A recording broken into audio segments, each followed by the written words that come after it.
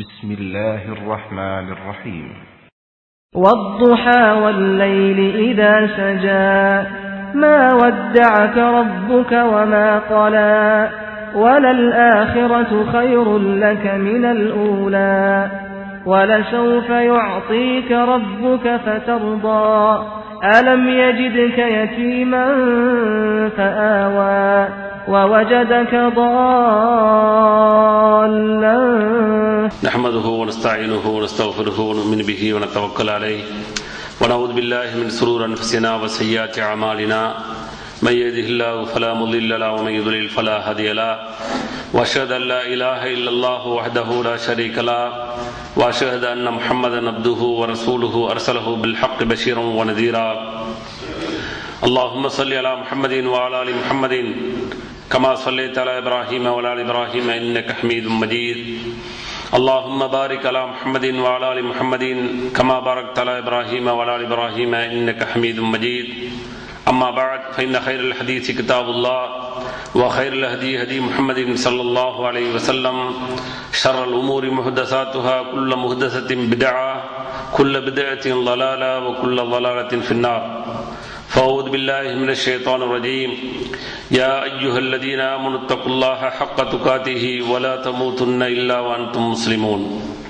وقال أيضا يا أيها الناس اتقوا ربكم الذي خلقكم من نفس واحدة وخلق منها زوجها وبث منهما رجالا كثيرا ونساء واتقوا الله الذي تساءلون به والأرحام إن الله كان عليكم رقيبا وقال أيضا يا أيها الذين آمنوا اتقوا الله وقولوا قولا سديدا يصلح لكم أعمالكم ويغفر لكم ذنوبكم ومن يطع الله ورسوله فقد فاز فوزا عظيما அன்பிற்குரிய எல்லாம் அல்ல அல்லாஹ்வின் நல்லடியார்களே, எல்லாம் அல்ல அல்லாஹ்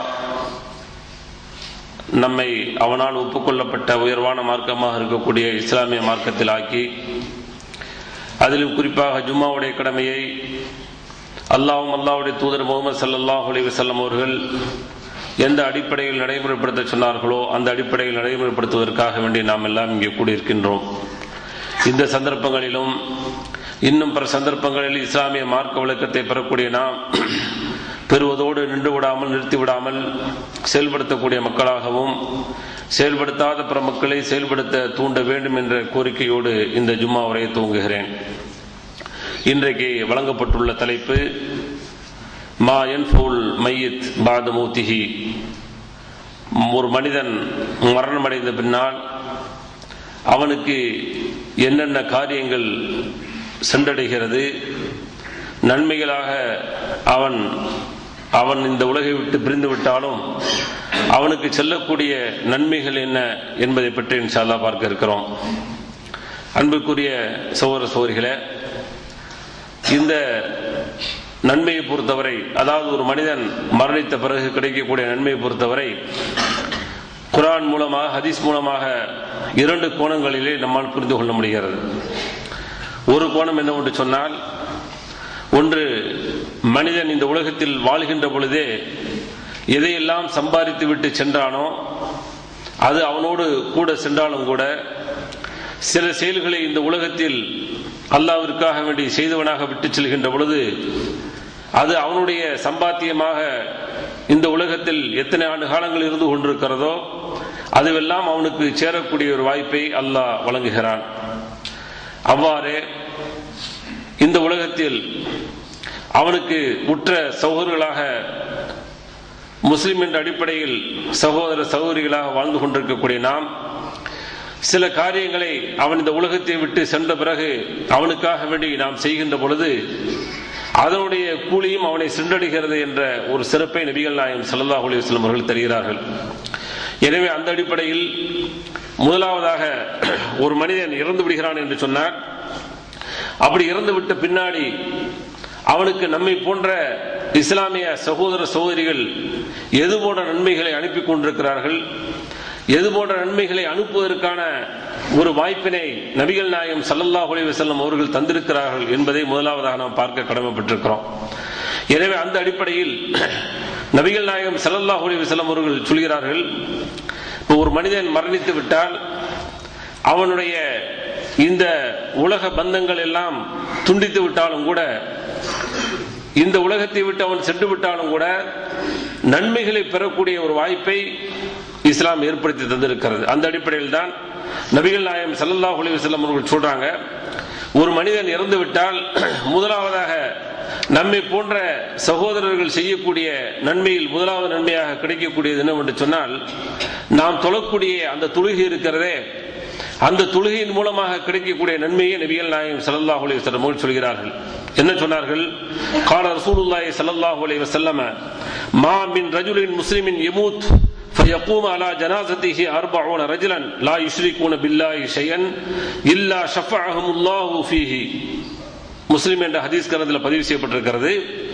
நபிகள் நாயகம் ஸல்லல்லாஹு அலைஹி வஸல்லம் சொல்கிறார்கள், எந்த ஒரு முஸ்லிம் மரணித்து அந்த முஸ்லிமுடைய ஜனாசாவுடைய அந்த தொழுகையிலே 40 நபர்கள், எப்படியாப்பட்ட 40 நபர்கள் என்று சொன்னால், லா யுஷ்ரிகூன பில்லாஹி ஷையா, அல்லாஹ்விற்கு எந்த விதமான இணையை வைக்காதவர்கள், ஷிர்க் வைக்காத 40 முஸ்லிம்கள் அந்த ஜனாசாவுடைய தொழுகையிலே கலந்து கொண்டால், இல்லா ஷஃபஅஹுமுல்லாஹு ஃபீஹி, அவர்கள் எது விஷயத்தில் அல்லாஹ்விடத்திலே பரிந்துரை அந்த மனிதருக்காக வேண்டி தேடுகிறார்களோ, எந்த நோக்கத்திற்காக வேண்டி தொழுகையில் ஒன்று கூடி நிற்கிறார்களோ, அந்த தேவையை, அந்த கோரிக்கையை அல்லாஹ் ஏற்றுக்கொள்கிறான் என்று நபிகள் நாயகம் ஸல்லல்லாஹு அலைஹி வஸல்லம் அவர்கள் சொன்ன செய்தியை முஸ்லிம் என்ற ஹதீஸ் கிரந்தத்தில் பார்க்கிறோம். அப்ப என்ன முதலாவது கிடைக்குதுன்னு சொன்னா, இன்னொரு அறிவிப்புல 100 என்று வந்தாலும் கூட அப்ப குறைந்தபட்சமாக 40 என்ற ஹதீஸை நாம் தேர்வு செய்யறோம்.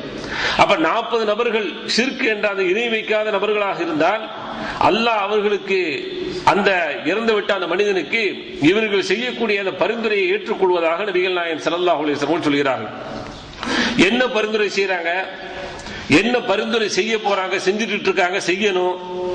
நபிகள் நாயகம் ஸல்லல்லாஹு அலைஹி வஸல்லம் அவர்கள் அதையும் நமக்கு சொல்லி தந்திருக்கிறாங்க. ஒரு தொழுகிறோம் அப்படின்னு சொன்னா, ஜனாசாவுக்காக வேண்டி தொழுகிறோம் என்று சொன்னால் அது ருக்கு சஜ்தாவை உள்ளடக்கிய தொழுகை கிடையாது. மாற்றமாக அந்த தொழுகையை பொறுத்தவரை துஆவாக, பிரார்த்தனையாக உள்ளடக்கித்தான் நபிகள் நாயகம் ஸல்லல்லாஹு அலைஹி வஸல்லம் அந்த ஜனாசா தொழுகையை நமக்கு அமைத்து தந்திருக்கிறாங்க. அப்ப அந்த அடிப்படையில் பார்க்கின்ற பொழுது அங்கே ஒரு நீண்ட நெடிய துஆவை நபிகள் நாயகம் ஸல்லல்லாஹு அலைஹி வஸல்லம் கற்றுக் கொடுத்தாலும் கூட சமூகத்தில் 99 விழுக்காடு அந்த துஆவிற்கு சம்பந்தம் இல்லாதவர்களாக வாழ்ந்து கொண்டிருக்கிறோம். பெரிய கவலை சகோதரர்களே. கவலை மட்டுமல்ல, வெட்கம். இன்றைக்கு ஒரு நிகழ்ச்சி நடக்கிறது அல்லது நாளைக்கு ஒரு நிகழ்ச்சி நடக்கிறது என்று சொன்னால் அவர்களுக்கு அதிலே ஒரு ஈர்ப்பு வந்துவிட்டால், அல்லது இன்னும் 1 மாதம் கழித்து நடக்கிறது என்று வந்துவிட்டாலும் கூட அதற்காக வேண்டிய ஆர்வமாக எதிர்பார்த்து கொண்டு எந்த அளவுக்கு விழிப்புணர்வோடு அதை எதிர்நோக்க வேண்டுமோ அப்படியெல்லாம் நோக்கி கொண்டிருக்கக்கூடிய சமூகமாக மாறிக்கொண்டிருக்கிறோம். தவிர அல்லாஹ்வுடைய தூதர் நபிகள் நாயகம் ஸல்லல்லாஹு அலைஹி வஸல்லம் அவர்கள் இறந்துவிட்ட நம்முடைய சகோதரனுக்காக வேண்டி நாம் இறைவனிடத்திலே பரிந்துரை செய்கிறோமே, அந்த வார்த்தைகளை மிக தெளிவாக, எந்த அளவுக்கு விளக்கமாக தெளிவாக பதிவு செய்ய வேண்டுமோ அந்த அளவுக்கு நபிகள் நாயகம் ஸல்லல்லாஹு அலைஹி வஸல்லம் அவர்கள் துஆ என்று சொல்லக்கூடிய அந்த பிரார்த்தனையை, குறிப்பாக அந்த ஜனாசா என்று சொல்லக்கூடிய அந்த மையத்திற்காக வேண்டி கேட்க வேண்டிய அந்த துஆவை நபிகள் நாயகம் ஸல்லல்லாஹு அலைஹி வஸல்லம் கற்றுத் தந்திருக்கிறார்கள். ஆனால் கவலை என்ன, அந்த துஆவிற்கும் நமக்கும் சம்பந்தம் இல்லை என்று ஒதுங்கி கொண்டு விட்டோம்.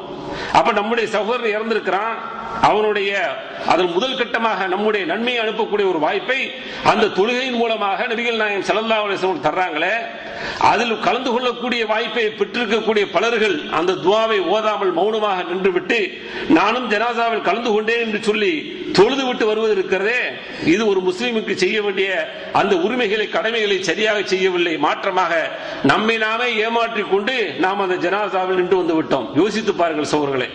நான் நின்று வெறுமனே திரும்புகிறேனே, அந்த துஆவை ஓதாமல் என்னுடைய சகோதரனுக்கு அல்லது சகோதரிக்கு ஓதாமல் திரும்புகிறேனே, அதுபோன்று என்னுடைய ஜனாசாவாக நாளைக்கு மாறி நானும் அந்த சவப்பெட்டிக்குள் இருக்கின்ற பொழுது என்னை நோக்கி பலர்கள் நின்று தொழுகின்ற பொழுது அவர்களும் இப்படி ஓதாமல் போனால் அந்த தொழுகைக்கு என்ன அர்த்தம்?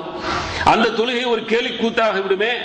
அந்த தொழுகையை பொறுத்தவரை ஒரு கேலி பொருளாக, ஏதோ ஒரு சடங்காக, சம்பிரதாயமாக, ஏதோ நானும் சேர்ந்து தொழுது விட்டேன் என்ற ஒரு கணக்கு தான் வருமே தவிர அதில் நிற்கக்கூடிய நோக்கம் என்ன?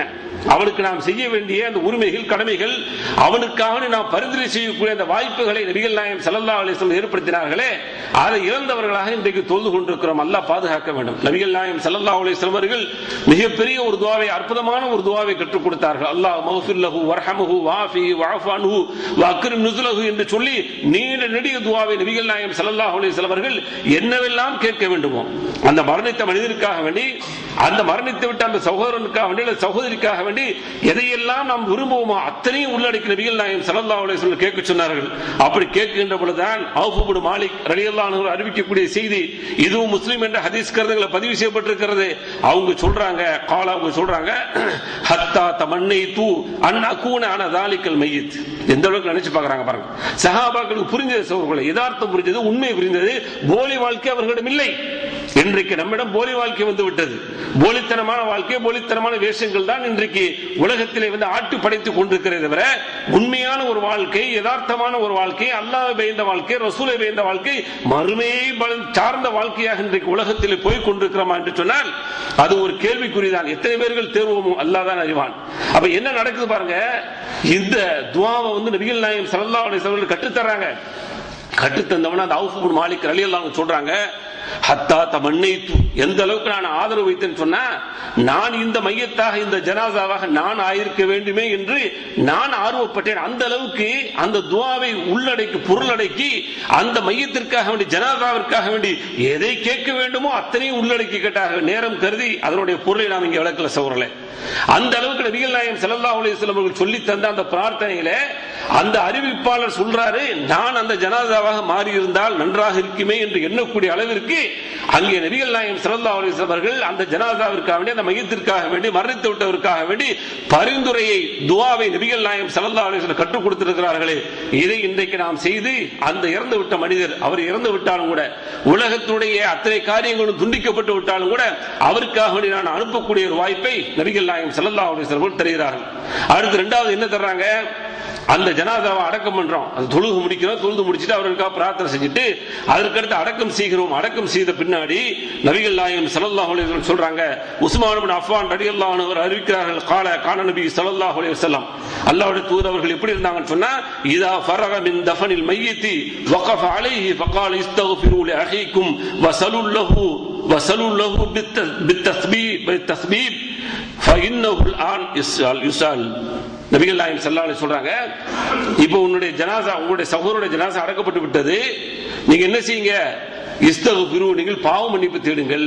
எதற்காக தேட சொன்னாங்க சொல்லிட்டு சொல்றாங்க, இப்பொழுது உன்னுடைய சகோதரன் இருக்கிறானே, அவன் அங்கு விசாரணை கூண்டில் ஏற்றப்பட்டு அங்கு விசாரிக்கக்கூடியவனாக மாறிவிட்டான். எனவே அவனுடைய அந்த விசாரணையில எந்த விதமான தடுமாற்றம் இல்லாம, தங்குதடையின்றி அவன் கேட்கக்கூடிய கேள்விக்கெல்லாம் சரியான பதிலை சொல்லக்கூடிய அளவிற்கு அவனுக்கு உறுதியை தரும்படி அல்லாஹ்விடத்தில் கேளுங்கள். அந்த கேள்விக்கு அவன் சரியான முறையில் பதிலளிக்க வேண்டும் என்று நபிகள் நாயகம் ஸல்லல்லாஹு அலைஹி வஸல்லம் சொன்ன செய்தியை அபூதாவுத் என்ற ஹதீஸ்காரங்களை பார்க்கிறோம். அப்ப அடுத்து என்ன, அவர் அங்க கேள்வி கேட்கப்படுறாங்கன்னு சொன்னா வெளியே நின்று கொண்டு நாம் அவருக்காக வேண்டி இன்னொரு பரிந்துரை செய்கிற அல்லாஹ்விடத்தில், யா அல்லாஹ், இவருடைய அந்த அதாவது கேட்கிறாரே, மலக்கு வந்து கேட்கிறாங்களே, அவர் கேட்கக்கூடிய அந்த கேள்விக்கெல்லாம் சரியான பதிலை சொல்லக்கூடிய ஒரு வாய்ப்பு அவருக்கு ஏற்படுத்தி இறைவா என்று சொல்லி வெளியே நின்றுகிட்டு கேட்கணும். கேட்கப்படுதா? இன்றைக்கு எது செய்யக்கூடாது என்று சொல்லப்பட்டிருக்கிறதோ, எது வந்து இஸ்லாம் கற்றுத்தரவில்லையே அதுதான் வெளியே நடந்து கொண்டிருக்கிறதே தவிர, அல்லாஹ்வுடைய தூதர் நபிகள் நாயகம் ஸல்லல்லாஹு அலைஹி வஸல்லம் அவர்கள் தெளிவான வார்த்தையை சொன்னார்கள், உங்களுடைய சகோதரருக்காக நீங்கள் பாவ மன்னிப்பு தேடி, யா அல்லாஹ் அவருடைய பாவத்தை மன்னித்து விடு என்று சொல்லி கேட்டுவிட்டு, யா அல்லாஹ் அவருக்கு கேட்கப்படக்கூடிய கேள்வியில சரியான பதிலை சொல்லக்கூடிய வாய்ப்பை குடுன்னு சொல்லி கேட்க சொன்னாங்க பாருங்க. இது எல்லாம் மறந்துட்டு அன்றைக்கு உட்கார்ந்து கொண்டு தல்கீன் என்ற பெயரிலேயே, ஃபாத்தியா என்ற பெயரிலேயே வேறு வேறு சடங்குகள், சம்பிரதாயங்கள் தான் இன்றைக்கு கபரில் அடக்கம் செய்த பின்னாடி நடக்கிறது தவிர, நபிகள் நாயகம் ஸல்லல்லாஹு அலைஹி வஸல்லம் உண்மையிலே போய் சேரும், உண்மையிலே அவனுக்காக கேட்கக்கூடிய அற்புதமான ஒரு வாய்ப்பை இந்த வழிமுறையில் தான் கற்றுக் கொடுத்திருக்கிறார் என்பதை புரிந்து கொண்டால், இது போன்ற அனாச்சாரங்கள், இது போன்ற பித்அத்துகள் நபிகள் நாயகம் ஸல்லல்லாஹு அலைஹி வஸல்லம் அவர்கள் கற்றுத்தராத எந்த செயலையுமே என்ன செய்ய மாட்டோம், ஒரு முஸ்லிம்கள் செய்ய மாட்டோம். அடுத்து செய்ய சொன்னது என்ன, அவர் கேள்வி கேட்கப்படுறாரு, அந்த கேள்வியில சரியான பதில் சொல்லும்படி அவருக்கு நீங்க என்ன செய்ய பரிந்துரை செய்வது இருக்கிறதே, அதுவும் அவருக்கு போய் சேரக்கூடிய ஒன்றாக இருக்கிறது. அடுத்த வாய்ப்பு அவருக்கு என்ன, நாம் செய்யக்கூடிய, அதாவது ஒரு இறந்து விட்ட சகோதரருக்காக வேண்டி நாம் அனுப்பக்கூடிய நன்மைகளாக எது இருக்கிறது என்று சொன்னால், அடுத்த ஸ்தானத்தில் பார்க்கின்ற பொழுது நபிகள் நாயகம் ஸல்லல்லாஹு அலைஹி வஸல்லம் சொல்லி தராங்க, நீங்க கபருக்கு மண்ணறைக்கு போனீங்கன்னு சொன்னா என்ன அடக்கம் பண்ண போறோம், அல்லது பல சந்தர்ப்பங்கள்ல வந்து கபருக்கு போறோம், அப்படிலாம் போகணும். அப்படி போகின்ற பொழுதுதான் மரண சிந்தனை வரும், மறுமையுடைய ஞாபகம் வரும் என்றெல்லாம் நபிகள் நாயகம் ஸல்லல்லாஹு அலைஹி வஸல்லம் சொல்லி கொடுத்திருக்கிறார்கள். அந்த சுன்னத்தெல்லாம் இன்னைக்கு மங்கி விட்டது. அதற்காக வேண்டி படையெடுக்கக்கூடிய ஒரு நோக்கத்தை பார்க்க முடியல. என்ன பார்க்க முடியல, இன்னைக்கு வாரத்தில் ஒரு நாள் என்ன செய்வேன், கபர்ஸ்தான் போயிட்டு அந்த கபர்ஸ்தான் சென்று நான் வந்து மன்னரை வாசிகளுக்கெல்லாம் பிரார்த்தனை செய்து விட்டு வரேன். ஏன்னா நான் நாளைக்கு உள்ள பொருள் எனக்கு வந்து பிரார்த்தனை செய்யணும்ல, ஆசை வேணும்லங்க. ஏன் அந்த ஆசை வரமாட்டேங்குது? கபூர்ல என்னைக்காவது சொந்தக்காரனோ தெரிஞ்சவனோ அக்கம் பக்கமோ ஏதாவது ஒண்ணு மரணமாகி விட்டால் அதுல போய் கலந்துட்டு வர்றதுக்காக கபரை தேடுறமே தவிர, ஆனால் அந்த கபறுகளை நாளைக்கு எனக்கும் வந்து பிரார்த்தனை செய்யணும், என்னுடைய கபரும் வந்து நல்ல ஒரு ஒளிமயமான ஒரு கபராக இருக்கணும், என்னுடைய சகோதரர்கள் நான் செய்தால் தானே எனக்கு அல்லாஹ் என்ன செய்வான், பல சகோதரர்கள் எனக்கு அனுப்பி வைப்பான். இந்த ஆசை இல்லாத காரணத்தினால் என்ன நடக்குது சொன்னா, அங்கே ஜியாரத்து என்பது வந்து இல்லாமலே போய்விட்டது. ஆனா நபிகள் நாயகம் ஸல்லல்லாஹு அலைஹி வஸல்லம் என்ன சொல்றாங்க அப்படின்னு சொன்னா, நீங்க என்ன செய்யுங்க, மன்னர வாசிகளை போய் சந்திக்கனால உங்களுக்கு என்ன ஏற்படும் சொன்னா, மறுமையுடைய சிந்தனை ஏற்படும். மட்டுமல்ல, நீங்கள் சந்திக்கின்ற பொழுது அவருக்காக என்ன அனுப்புறீங்க, அவருக்கு என்ன லாபத்தை அனுப்புறீங்க, அவருக்கு என்ன நன்மை அனுப்புறீங்க அப்படின்னு சொன்னா, அழகான பிரார்த்தனை நபிகள் நாயகம் ஸல்லல்லாஹு அலைஹி வஸல்லம் கற்றுத்தராங்க. ரெண்டு விதமான பிரார்த்தனை பார்க்கிறோம். அப்ப அதுல வந்து நபிகள் நாயகம் ஸல்லல்லாஹு அலைஹி வஸல்லம் உங்களுக்கு சொல்லக்கூடிய ஒரு பிரார்த்தனை பார்க்கின்ற பொழுது என்ன சொல்றாங்க, அஸ்ஸலாமு அலா அஹ்லி தியாரி மினல் முஃமினீன வல் முஸ்லிமீன். அதாவது வந்து இந்த கபரில் அடங்கி இருக்கக்கூடிய முஸ்லிமான மூமினான, அதாவது இறை விசுவாசியான, அதே போல அல்லாஹ்விற்கு கட்டுப்பட்டு வாழ்ந்த முஸ்லிம்களாக இருக்கக்கூடிய அந்த மன்னரை வாசிகளை உங்கள் மீது அல்லாஹ் என்ன செய்யட்டும், சாந்தியை கொடுக்கட்டும். பெரிய பிரார்த்தனை. உங்களுக்கு என்ன சொன்னா, நீங்க போயிட்டீங்க, அழகான ஒரு இடத்துக்கு போயிட்டீங்க, ஆனால் அங்கே வந்து உங்களுக்கு ஈடேற்ற சாந்தியை கொடுத்து நிம்மதியை கொடுக்கக்கூடிய ஒரு வாய்ப்பை, ஒரு பிரார்த்தனையை வந்து நபிகள் நாயகம் ஸல்லல்லாஹு அலைஹி வஸல்லம் கேட்க சொன்னாங்க. கேட்டுவிட்டு அதுக்கு தொடர்ந்து சொல்றாங்க, வயர்ஹமுல்லாஹுல் முஸ்தக்திமீன மின்னா வல் முஸ்தகிரீன வ இன்னா இன்ஷா அல்லாஹ் பிக்கும் லலாஹிகூன். நாங்க வந்து என்ன அளவுக்கு பிரார்த்தனை செய்யணும் அவருக்காக கேட்டுவிட்டு, எங்களில் முந்தி விட்டவர்கள் எங்களில் பிந்து விட்டவர்கள் எல்லாவற்றுக்கும் அல்லாஹ் ரஹ்மத் செய்யட்டும், அருள் புரியட்டும். வ இன்னா இன்ஷா அல்லாஹ் பிக்கும் லாஹிகூன்.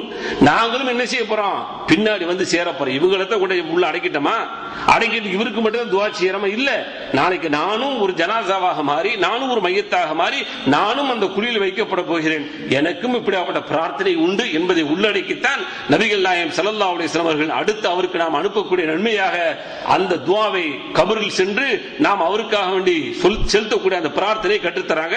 இதுவும் முஸ்லிம் என்ற ஹதீஸ் கிரந்தத்தில் இருக்குது.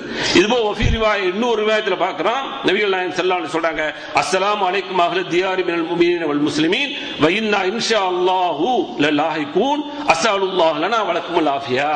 இப்படியும் நபிகள் நாயகம் ஸல்லல்லாஹு அலைஹி வஸல்லம் கற்றுக் கொடுத்திருக்காங்க. முதல் துஆவோட கொஞ்சம் வேறுபட்டது. இதுல என்ன எல்லாமே நோக்கி என்ன அப்படின்னு சொன்னா, மண்ணேரில் வசிக்கக்கூடியவர்களே உங்களுக்கு அல்லாஹ் வந்து என்ன செய்யட்டும், ஒரு ஈடேற்றத்தை சாந்தியை கொடுக்கட்டும் என்று கேட்டுவிட்டு, அடுத்து நாங்களும் என்ன செய்ய போறோம், உங்களை பாரு வரத்தான் போறோம், நாங்க எதை தப்பிச்சிட்டோம், நாங்க எதை வாழ்ந்துகிட்டு இருக்கோம் உலகத்துல, இப்படியே நீண்ட நாள் போயிருவோம் நினைச்ச வேணா, நாங்களும் வரப்போறோம் என்ற அந்த மரண சிந்தனையை நபிகள் நாயகம் ஸல்லல்லாஹு அலைஹி வஸல்லம் உள்ளத்தில் ஏற்றி விட்டு, அடுத்து இதுல கூடுதலா என்ன கேட்க சொன்னாங்கன்னு சொன்னா, உங்களுக்கும் எங்களுக்கும் நல்லதை கேட்கிறோம், அல்லாஹ் அவர்கள் பாதுகாப்பை கேட்கிறோம் என்ற பிரார்த்தனையை நபிகள் நாயகம் ஸல்லல்லாஹு அலைஹி வஸல்லம் கேட்க சொன்னார்கள். இதுவும் நாம் இறந்து விட்ட சகோதரனுக்காக வேண்டி முஸ்லிம் உம்மத்தாக இருக்கக்கூடிய சகோதர சகோதரிகள் அனுப்பக்கூடிய நன்மை என்பதை ஹதீஸ் மூலமா புரிந்து கொள்றோம்.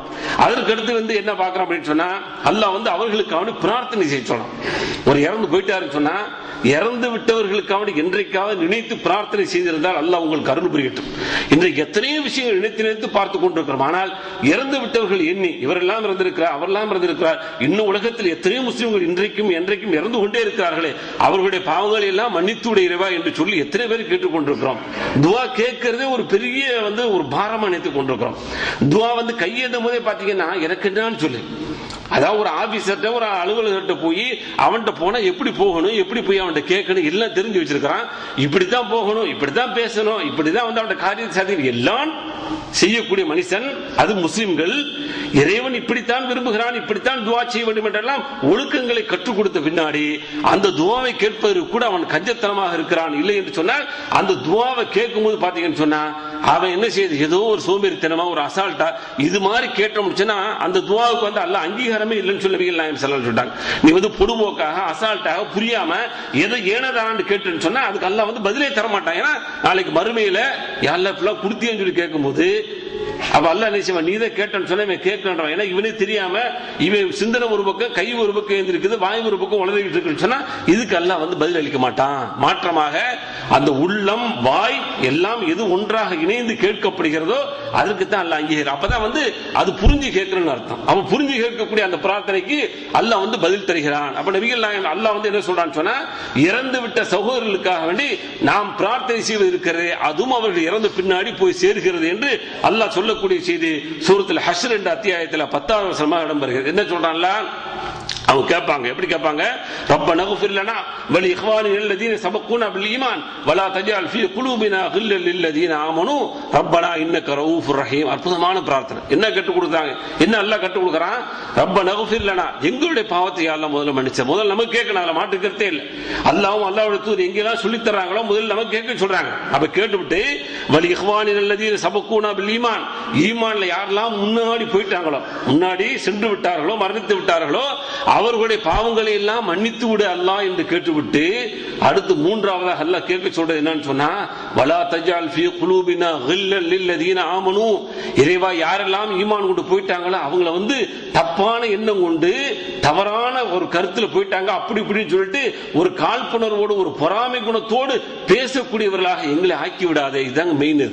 இன்னைக்கு இறந்து விட்டவரை பாத்தீங்கன்னா அடக்கம் பண்ணிட்டு வெளியே வந்து வராமலே அவரை பத்தி எவ்வளவு பேச்சு பேசப்படுது.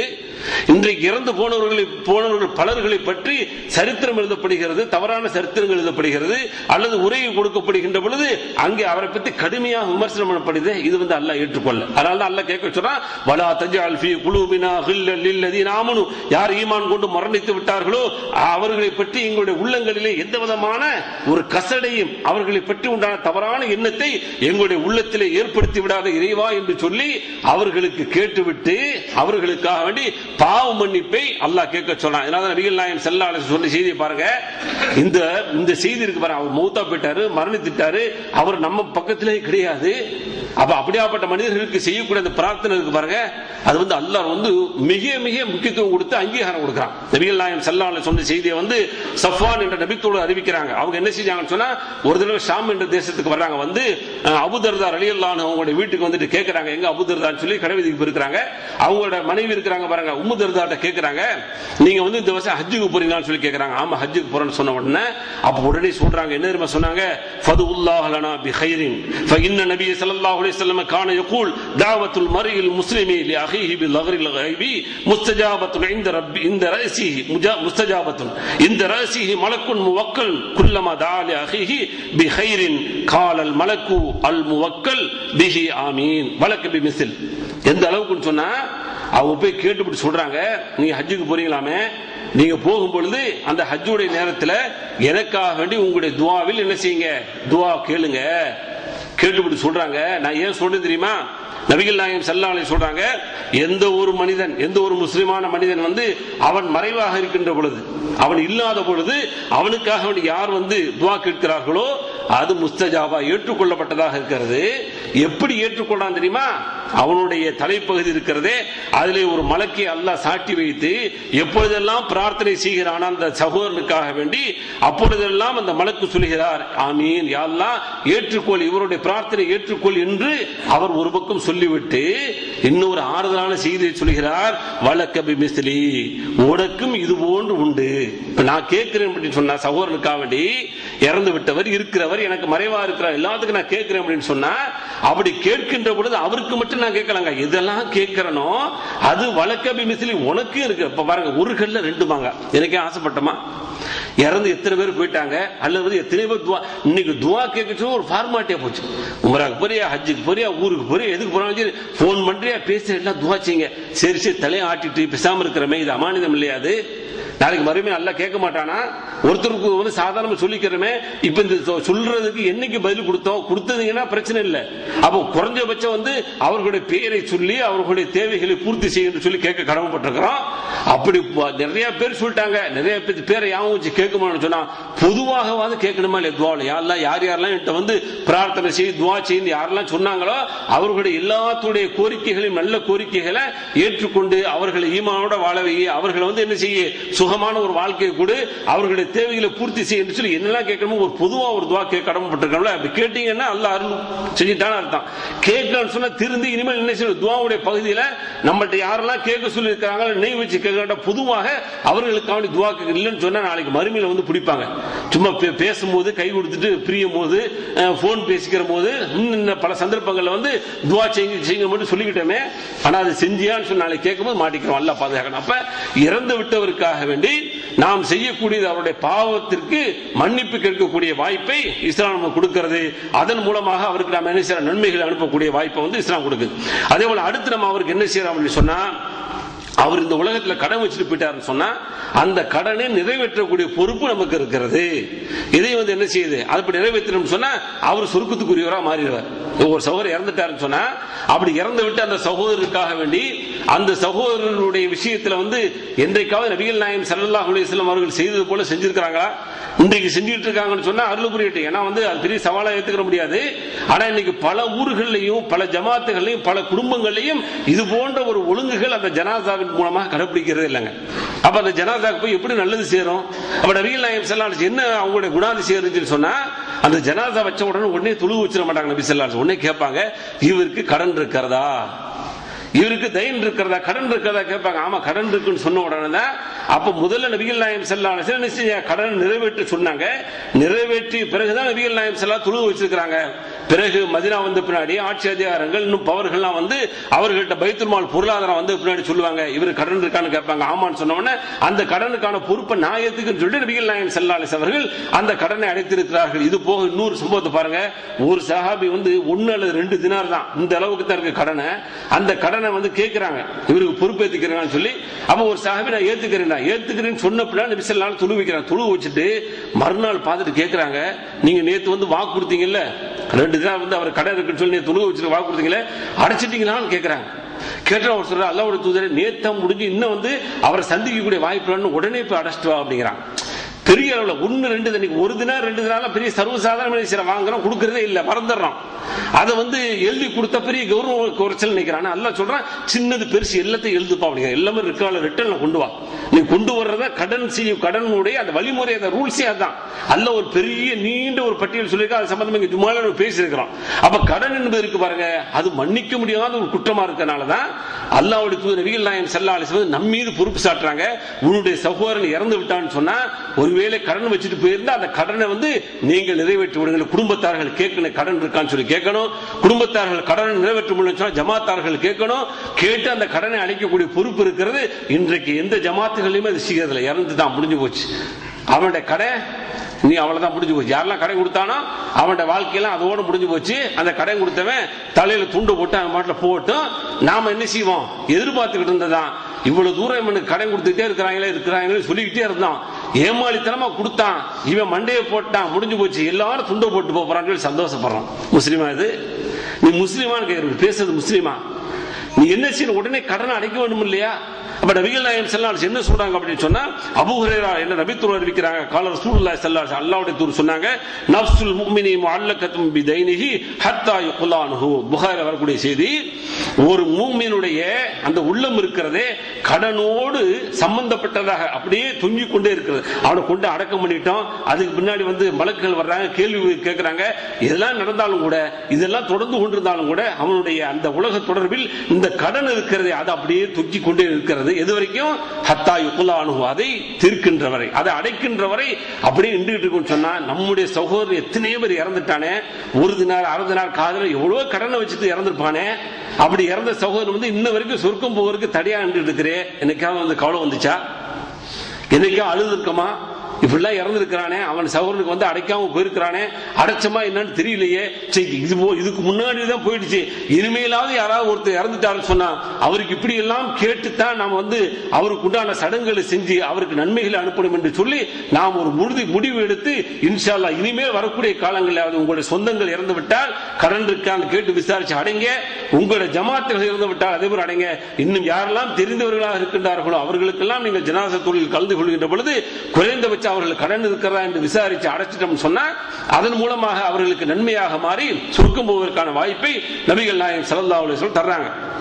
அதே போல அடுத்து என்ன அப்படின்னு சொன்னா, அந்த இறந்து விட்டவருக்கு ஏதாவது நேர்ச்சி செய்திருக்காரு அல்லது நோன்பு அதாவது கடமையான நிலைமையில் மௌத்தா போயிட்டாருன்னு சொன்னா அதையும் நிறைவேற்ற வேண்டும் என்று நபிகள் நாயகம் ஸல்லல்லாஹு அலைஹி வஸல்லம் சொன்னாங்க. இப்னு அப்பாஸ் ரலியல்லாஹு அன்ஹு அறிவிக்கிறாங்க, கால இஸ்திஃப்தா ஸஅத் இப்னு உபாதா ரலியல்லாஹு அன்ஹு என்ன செய்றாங்க, ஒரு தடவை நபிகள் நாயகம் ஸல்லல்லாஹு அலைஹி வஸல்லம் ஃபத்வா கேட்டாங்க, தீர்ப்பு கேட்டாங்க. என்ன கேட்டாங்க? ரசூலுல்லாஹி ஸல்லல்லாஹு அலைஹி வஸல்லத்துல ஃபீ நذرின் கான அலா உம்மிஹி துஃபியத் قبل அன் தக்லீஹி ஃபகால இக்லீஹி அன்ஹா.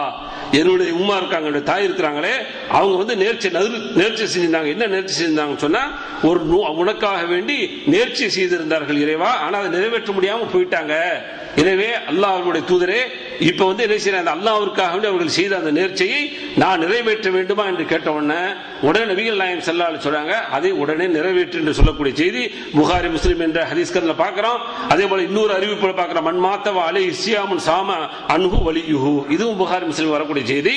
யாராவது ஒருத்தன் வந்து மரணிக்கிறான், அவனுக்கு நோன்பு கடமையான நிலைமையில மரணிக்கிறான், அதான் நோன்பு வைக்காம அந்த நோன்புடைய காலங்கள் இருந்துகிட்டு நோயப்பட்டிருக்கிறான், திடீர்னு மரணிக்கிறான்னு சொன்னா சாம அனுகு வலியுகு, அவருடைய பொறுப்புதாரிகள் இருக்கிறாங்களே, குடும்ப அங்கத்தின உறவுகள் இருக்குது, அவர்கள் அவருக்காக இந்த நோன்பை வைக்க வேண்டும். அப்ப இது மூலமா அவனை வந்து என்ன செய்யறான், நல்லவனாக மாத்தணும். நோன்பு கடமையான நிலைமையில நோன்பு வைக்க முடியாம மூத்தா போறான்னு சொன்னா அந்த நிலைமையில அப்படியே விட்டுட்டு பரவாயில்ல போயிட்டா முடிஞ்சு போச்சு அப்படின்னு சந்தோஷப்பட்டு கொள்ளாம அந்த விட்டு விடு, அவன் கடமையான நோன்புகளை எந்த அளவுக்கு விட்டுட்டு போனானோ அதையெல்லாம் நிறைவேற்றுகின்ற பொழுது அதுவும் நன்மையாக மாறுகிறது என்று நபிகள் நாயகம் ஸல்லல்லாஹு அலைஹி சொல்றாங்க.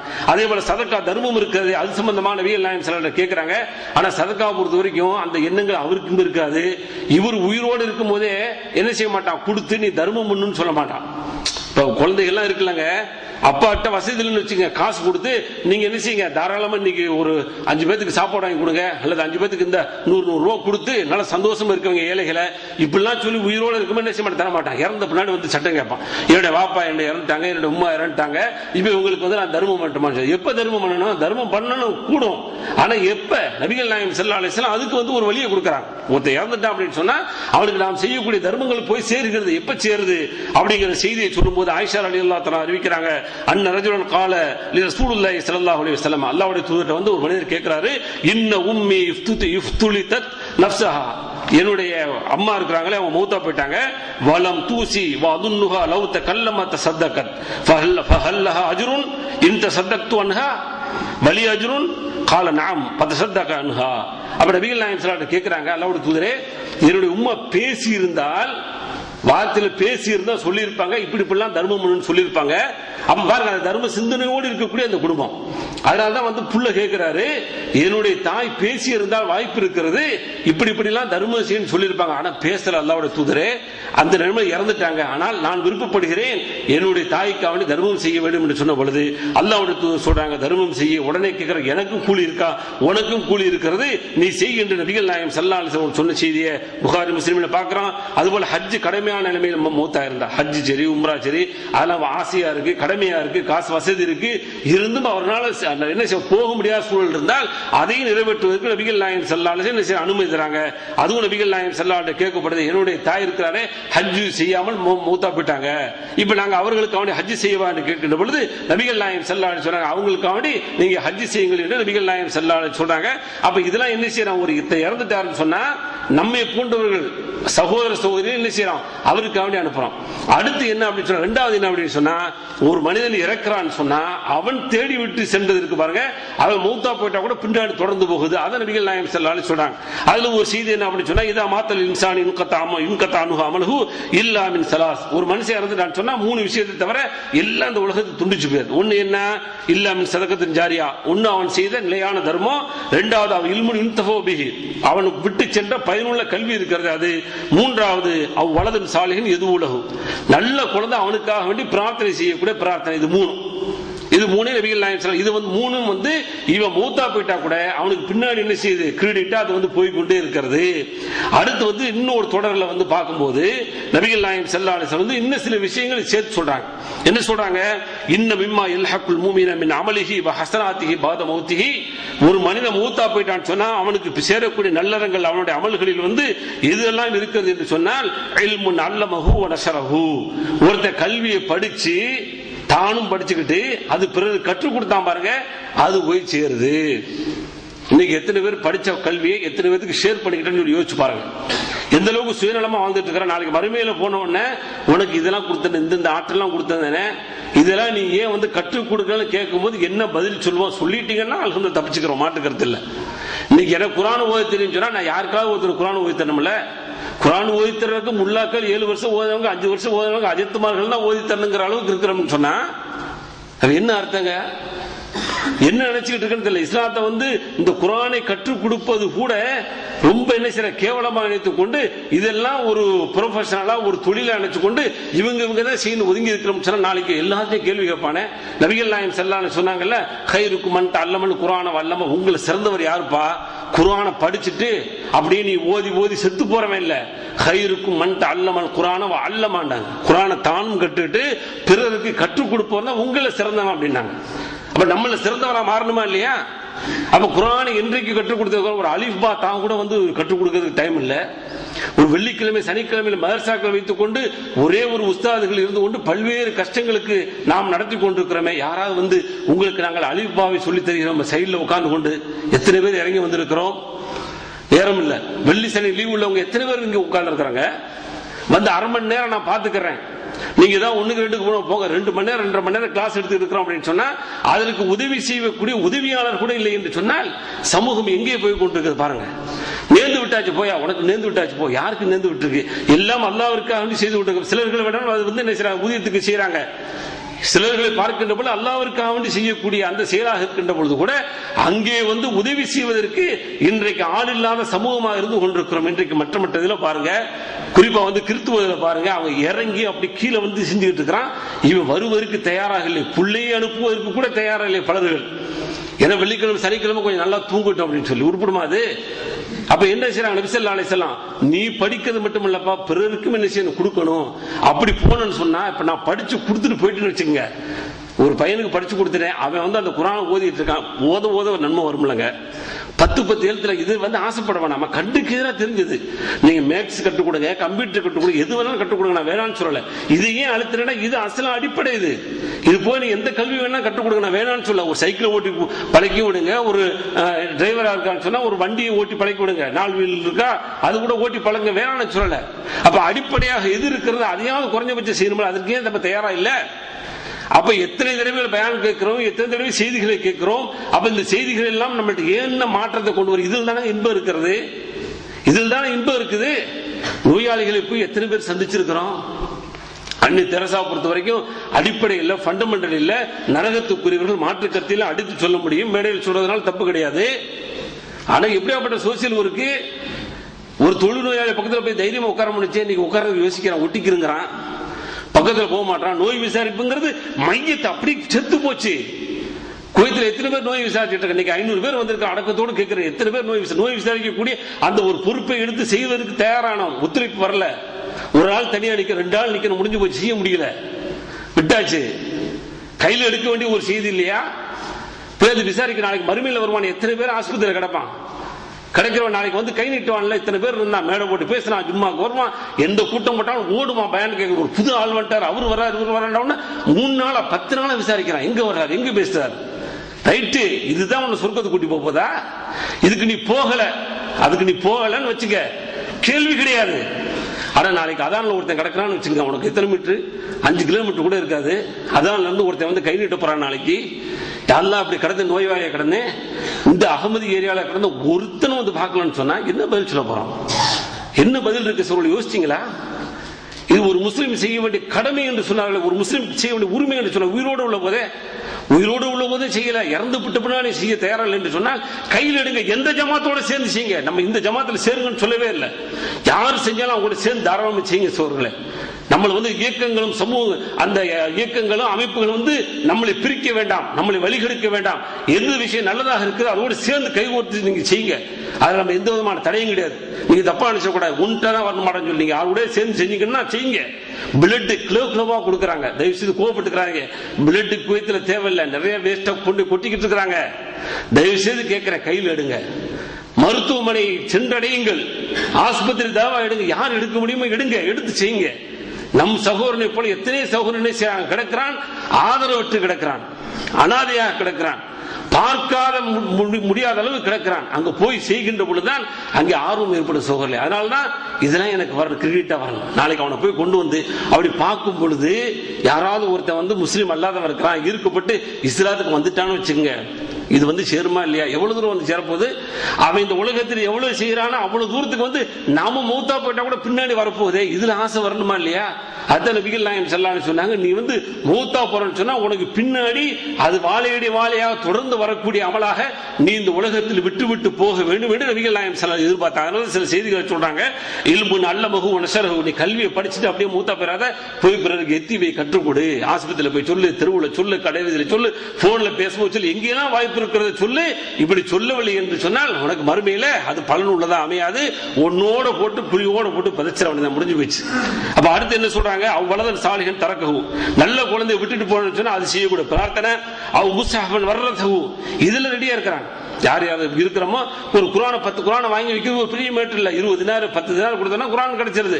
குரானை வாங்கி வச்சு இதுதான் நோக்கம் பண்ணிக்கிறான். அந்த குரானை நான் கற்ற குரானை இன்னொருத்தர் கற்றுக் கொடுக்கணுமே, அந்த ஆசை வரணுமே. அப்ப அதையும் சொல்றாங்க, குரானை நீங்க கொடுத்துட்டு போனீங்கன்னு சொன்னா அதுவும் கிடைக்கிறது. அவ் மஸ்ஜிதன் பனாஹு, அல்லது ஒரு பள்ளியை கட்டிவிட்டால் அதனுடைய நன்மையும் பின்னாடி வந்து கொண்டே இருக்கிறது. ஆர்வங்கள் வேண்டும் சகோதரர்களே.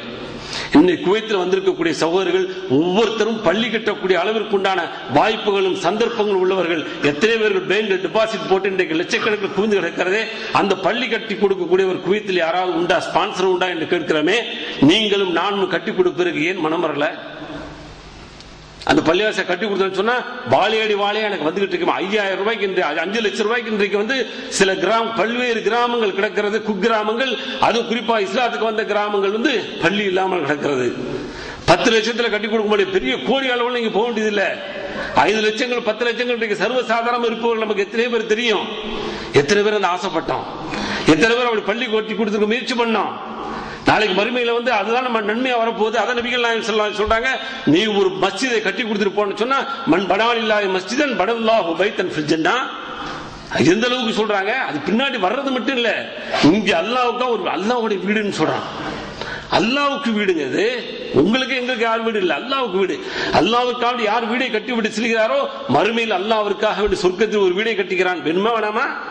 சொர்க்கத்தில் எனக்கு ஒரு வீடு இங்க ஒண்ணு கட்டின ஒண்ணு நீங்க முடிவு பண்ணிக்கிறீங்க, அல்லாஹ்வுக்காக கட்டினீங்கன்னா இஹ்லாஸா கட்டிங்கன்னு சொன்னா அல்லாஹ் மறுமையில சொர்க்கத்தை ஒரு வீடு கட்டிடுறான். இந்த ஆசை வரணுமா இல்லையா? ஆசைப்படுங்க சகோதரர்களே. இதுதான் நிலையானது. இதுதான் இந்த உலகத்தில் செஞ்சுட்டு போறது. பிள்ளைகளுக்கு நல்ல கல்விகள் ஒழுக்கங்கள் கொடுக்கிறது போக எனக்கு நிலையான தர்மமாக அல்லாஹ்விடத்தில் வந்து சேரக்கூடிய நன்மையை மாற்றக்கூடிய ஒரு பொறுப்பை நபிகள் நாயகம் ஸல்லல்லாஹு அலைஹி வஸல்லம் கொடுக்கறாங்க. அவ் பைத்தன் பனாஹு லிப்னி ஸபீல், அல்லது வழிபோக்கர்களுக்காக வேண்டி கட்டிக்க கொடுக்கக்கூடிய அந்த இல்லங்கள். இன்னைக்கு போயிட்டு இருக்கிறேன்னு சொன்னா பல்வேறு இடங்களில் நெல் கூட இல்லாம அப்படி போகும்போது நமக்கு அப்படி பார்க்க முடியல. நம்முடைய ஊர்கள் நீங்க போயிட்டீங்கன்னு சொன்னா ரோட்டு ஓரத்துல சின்ன குடை, நிழல் குடை தான். ஒரு 50,000 ரூபாய் அல்லது 1 லட்சம் ரூபாயில தாராளமா நிழல் கூட அழகா அமைச்சிடலாம். அந்த நிழல் கூட இல்லாமல் கையில் குழந்தையை வைத்துக் கொண்டு குளிரிலும் வெயிலிலும் மழையிலும் இன்றைக்கு எத்தனையோ குடும்பங்கள் நின்று கொண்டிருக்கிறதே. அதையெல்லாம் பார்த்துட்டு சொகுசாக டாடா சுமோல அதுல இதுல இன்றைக்கு கார்களில் அப்படி ஜாமரா அப்படி போயிட்டு ஏட பார்வையோடு பார்த்து கொண்டு போய் கொண்டிருக்கிறோமே. நாம எல்லாம் மனிதாபிமானம் உள்ளவர்களா? யோசிக்க வேண்டுமே. அதனை சொல்றாங்க நபிகள் நாயகம் ஸல்லல்லாஹு அலைஹி வஸல்லம், இப்படி வழிபோக்கருக்காக வேண்டி நீ ஏதாவது ஒரு பில்டிங்கை அமைத்து தர வேண்டும். அது உனக்கு வந்து பின்னாடி வந்து சேரக்கூடிய நன்மையாக மாறுகிறது என்று சொல்லிட்டு அடுத்து சொல்றாங்க, அவ் நஹ்ரன் அஜ்ராஹு அவ் சதகத்தன் அஹ்ரஜஹா மின் மாலிஹி ஃபி ஸஹ்ஹதிஹி வ ஹயாத்திஹி வ தல்ஹகுஹு மின் பாதி மௌத்திஹி. அதே போல தான் ஓடக்கூடிய ஒரு ஆறு அல்லது வந்து பம்பு செட் இல்லாத இடங்கள்ல வந்து பம்பு செட் போட்டு தர்றது, போரிங் போட்டு தர்றது, கிணறு இல்லாத இடங்கள்ல வந்து கிணறு வெட்டி கொடுக்கிறது. இதெல்லாம் ஏன் ஆசை வரல? எத்தனையோ ஊர்கள்ல வந்து சில லட்சங்கள்ல வந்து கிணறு வெட்டி கொடுத்துருக்கூடிய தண்ணிக்கு பல கிலோமீட்டர் தூரங்கள் நடந்து போயிட்டு இருக்கிறாங்க. செய்தியை பார்த்தோம்னா அப்படியே கண்ணத்துல கை வச்சுட்டு ஆத்திரப்பட்டு வருத்தப்பட்டு இருக்கிறோமே தவிர அதற்கடுத்து அது போன்ற இடங்களை தேடி சென்று ஊருக்கு போகக்கூடிய நாட்களில் அவர்களுக்காக குறைந்த நேரத்தை ஒதுக்குவோம் என்று சொல்லி ஒதுக்கி அது போன்ற ஒரு சேவைகளை செய்தால் அல்லாஹ் நமக்கு நம்ம மௌத்தா போனதுக்கு பின்னாடி கொடுக்கிறான். இந்த ஆசை வரணும்லங்க. இதுதான் நபிகள் நாயகம் ஸல்லல்லாஹு அலைஹி வஸல்லம் எதிர்பார்க்கிறார்கள். எனவே இது போன்று பல்வேறு நன்மைகளை இந்த உலகத்தில் நாம் இருக்கின்ற பொழுதே செய்து வச்சுட்டு போனோம்னு சொன்னா அது நம்ம மௌத்தா போனதுக்கு பின்னாடி கூட வந்து சேரக்கூடிய ஒரு வாய்ப்பு இருக்கிறது என்பதை புரிந்து கொண்டு இன்னும் பல விஷயங்களை அல்லாஹ்வுடைய தூதர் நமக்கு சொல்லித் தர்றாங்க. அதெல்லாம் ஆசைப்படுங்க. இந்த உலகத்தோடு போறதில்லை. இந்த உலகத்தில் நல்ல ட்ரெஸ் போட்டோம், அதெல்லாம் முடிஞ்சு போச்சு. நல்ல சாப்பாடு சாப்பிட போய் நல்ல சாப்பாடு சாப்பிடுவோம், முடிஞ்சு போயிடும். ஆனால் இதற்கு பின்னாடி நமக்கு வரக்கூடிய அந்த வாழ்க்கையில மரணத்திற்கு பின்னாடி சில செயல்கள் வரணும் சொன்னா அது போன்ற செயல்கள் வந்து இஸ்லாம் நமக்கு பட்டியல் எடுத்திருக்கிறது. அதில் ஒன்றாக நாம் இணைந்து விட்டால் நமக்கு கண்ணெதிரே ஒரு சந்தோஷம் வந்துடும். நான் இப்படி ஒரு காரியத்தை செய்து வச்சிருக்கிறேன், இப்படி ஒரு நல்லதை செய்து வச்சிருக்கிறேன், இது வந்து மரணத்துக்கு பின்னாடி வந்து கிடைக்கும் என்று சொல்லி நமக்கு ஒரு ஆசை, நம்ம கண் முன்னாடியே அதற்கு உண்டான பலனை அல்லாஹ்விடத்தில் எதிர்பார்க்கக்கூடிய வாய்ப்பு இருக்கிறது இந்த ஹதீஸின் மூலமா என்பதை புரிந்து கொண்டு அது போன்ற நன்மைகளை செய்தால் இன்ஷா அல்லாஹ் மரணத்திற்கு பின்னாடி நமக்கு வந்து சேரும் என்பதை புரிந்து கொள்வோம். அதே போன்று நாம் குறிப்பாக இறந்து விட்டவர்களுக்காக நாம் அனுப்பக்கூடிய நன்மைகளை மேலே சொன்னோம். அதையும் புரிந்து அது போன்ற நன்மைகள் எந்த விதமான குறை இல்லாமல் அவர்களுக்கு அனுப்பி அவர்கள் அல்லாஹ்விடத்தில் இன்னும் மென்மேலும் சிறந்த ஒரு கூலியாக நல்ல ஒரு அந்தஸ்தை அடையக்கூடிய வாய்ப்பை ஏற்படுத்துவோம். எல்லாம் அல்லாஹ் அப்படிப்பட்ட நல்லவர்களாக உங்களையும் என்னையும் ஆக்கி அருள்வானாக. வாஹிர் தவானா அல்ஹம்துலில்லாஹி ரப்பில் ஆலமீன்.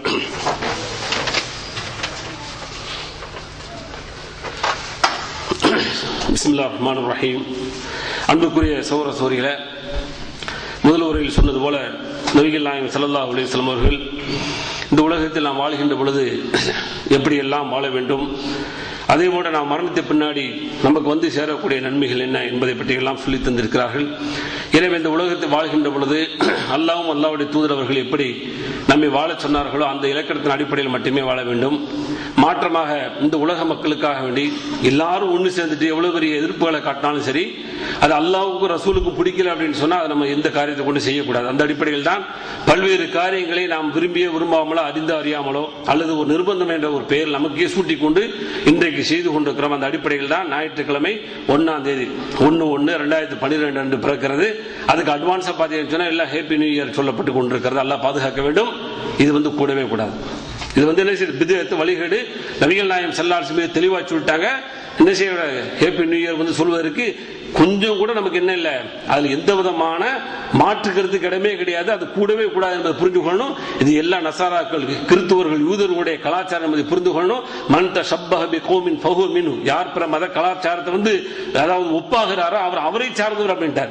நீங்க ஹேப்பி நியூ இயர் அப்படின்னு சொன்னீங்கன்னா நீங்க ஒரு கிறிஸ்துவராக அல்லது வேற எந்தெந்த மத கலாச்சாரம் அவரை மாறிட்டீங்க.